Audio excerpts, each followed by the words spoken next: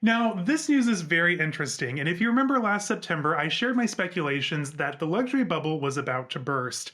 And I think here in Q1 of 2024, we're definitely starting to see some cracks forming in the foundation. And surprisingly, major players like LVMH and Kering are really struggling, and I think it's because they're failing to capture the aspirational consumer and this slowing demand for high-end brands. So listen, guys, I get all of my most important news from BOF, IYKYK, link will be down in the description. We're seeing these Q1 numbers come in, and there are a lot of disappointing statistics and some surprising front runners in this race for the consumer dollar. Now, with this graph, we're seeing that brands like Brunello Cucinelli, Hermes, and Moncler are all, year on year, definitely excelling. Brunello Cucinelli of all brands saw an 18% increase for Q1 2024. I think that this is going to show that, those high-end super luxe stalwarts that we've been seeing for several years, especially with this recent trend of, and I know it's controversial, but quiet luxury and logoless branding, we're seeing that that is where the consumer is preferring to put their dollar. Quality over,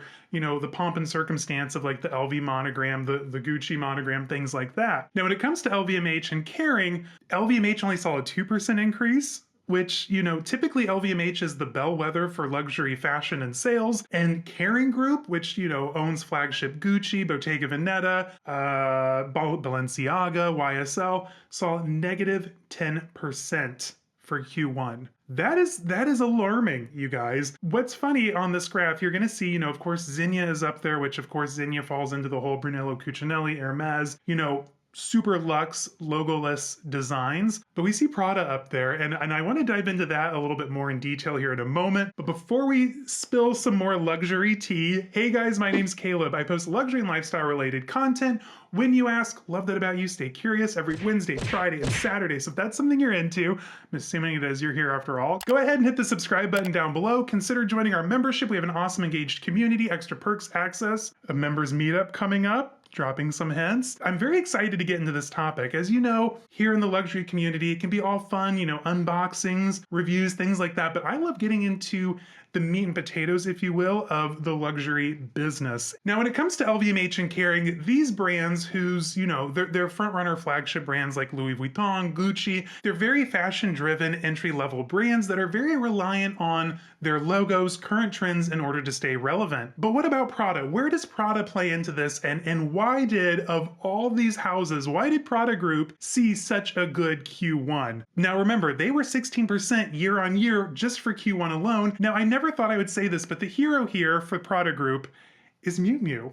Of all brands, Miu Miu is the breadwinner, the golden child, if you will, and that's really kind of carrying Prada at the moment. Now, Miu Miu alone saw 89% year-on-year growth, and I think a lot of that has to do back in 2021 when controlling shareholder and lead designer Miuccia Prada began to really introduce, social media friendly and easy to wear products as part of the Miu Miu lineup, and a lot of this has played into the new generation. Now, if you're on TikTok, we're seeing all of these, little micro trends, which are sometimes problematic, like mob wives and quiet luxury. I'm so sick of saying that term. Now, with Miu Miu, they really leaned into like that preppy collegiate aesthetic or retro office wear. As a side note, part of me kind of worries that maybe it's, can be a little costumey reliant, like, Alessandra Michele's Gucci had become, but overall, we're seeing a lot of success over at Miu Miu, and some of this can be, taken back to the micro skirt that they introduced. They're also kind of revitalizing their handbag products with new designs around the flagship matelassé bags, those cute little geometric micro bags. Miu Miu is really kind of,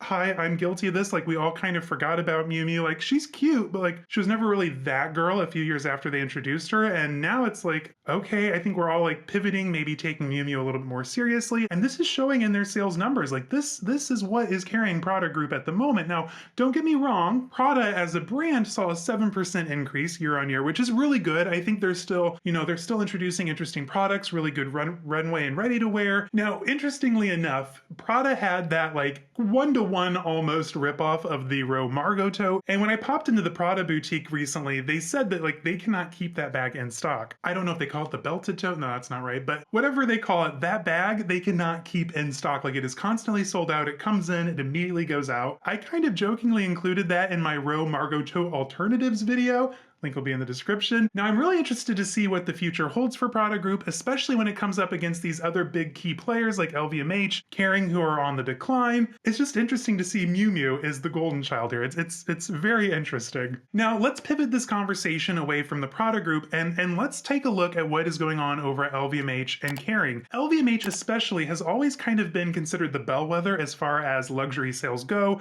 Like this is a very interesting sector of the economic market, and LVMH has always kind of, they've remained at the top. There's two big factors when it comes to kind of assessing the health of the luxury market. That's LVMH historically and sales in Asia. We're going to get into that a little bit more here in a moment. But LVMH, I think the reason that they saw a 2% increase, which for the brand is very small and they are very disappointed. They're not sounding the red alarms yet, but like they're thinking of, they're planning some ways to kind of turn the ship around. But I think LVMH, the reason they were safe for Q1 with that teeny tiny little increase is because of how diverse their brand is. Like listen, LVMH owns countless luxury brands that we're all familiar with, ranging from luxury fashion and leather goods to, alcohol and spirits to watches and fine jewelry.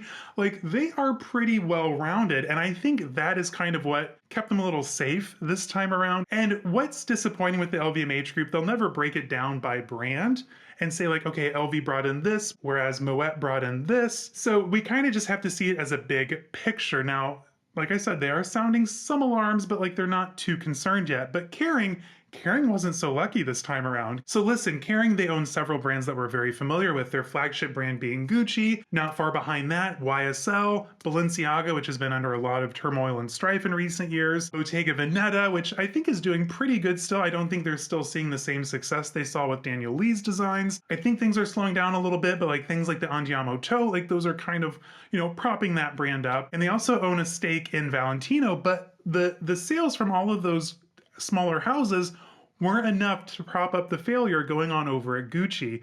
And that's why they saw negative 10%. Now listen guys, there's an insider over at Kering Group who wants to remain nameless for several reasons, but they're kind of sounding the alarm bells. Sales could fall 45 to 49% by the halfway mark of the year. So can they turn things around over at Gucci? That is going to be the key to their success or their failure. Now listen, over at Gucci, we saw Alessandra Michele leave about a year ago. Sabato De Sarno's collections are just now hitting stores, and they're not really, it's not a hit with consumers yet. Like, we're still unsure, there's inflation going around with everything, so we have to be a little bit more careful with where we're spending our money. Now, Gucci itself as a brand, with the new rebrand, it's not high-end enough to capture the more luxe dollars, if you will, that are going over to houses like Brunello Cucinelli, Zegna, Hermes, but it's also not budget friendly enough to really spark interest with a new consumer. Because listen, they have a whole new brand identity over at Gucci. It hasn't really taken off. There's also some muttering going on in the coffers if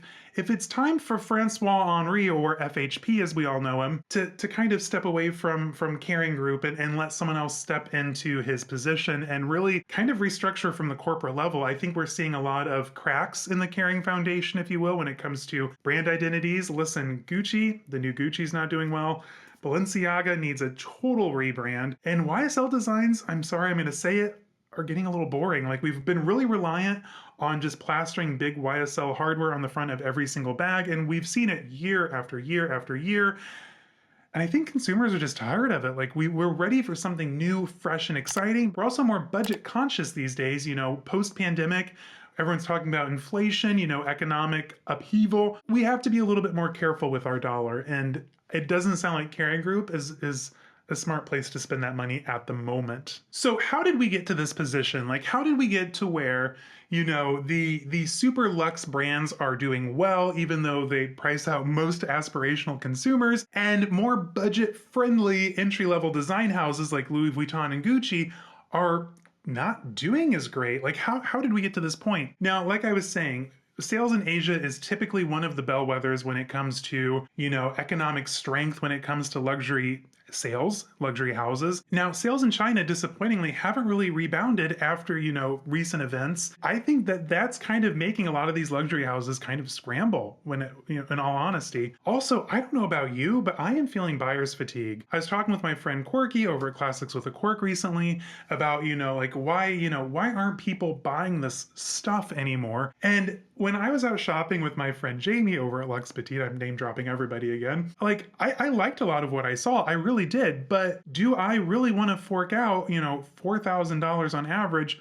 for a new handbag? Like, there was some stuff I liked at Celine. I was like, not enough to like buy it. You know what I mean? I'd rather take that money and spend it more wisely on like a quota bag from Hermes, or even better, like find something amazing on the pre-owned market that I've been hunting for years, which very special unboxing coming soon. I got my holy grail bag. Like, cannot wait to show it to you guys, but I didn't pay $4,000 for it. And I think that honestly, I'm not the only one in this boat. Like, I've even noticed it when it comes to views here in the luxury community. Views are down. People are sharing less unboxings. Like, part of me wants to think that, post-pandemic, we all went on this like big shopping spree. We can finally go out. We have all that extra money we saved on not going on vacations, not doing this, not doing that, maybe canceling gym memberships, things like that. Now that things are getting back to the new normal, I just don't think people are as willing to fork out these big dollars on just handbags, belts, and accessories. Like, it is a huge ask. And part of me also wants to know, like, with all the fashion houses, with the price increases, hiring gimmicky new creative directors, like, at what point are we going to pivot from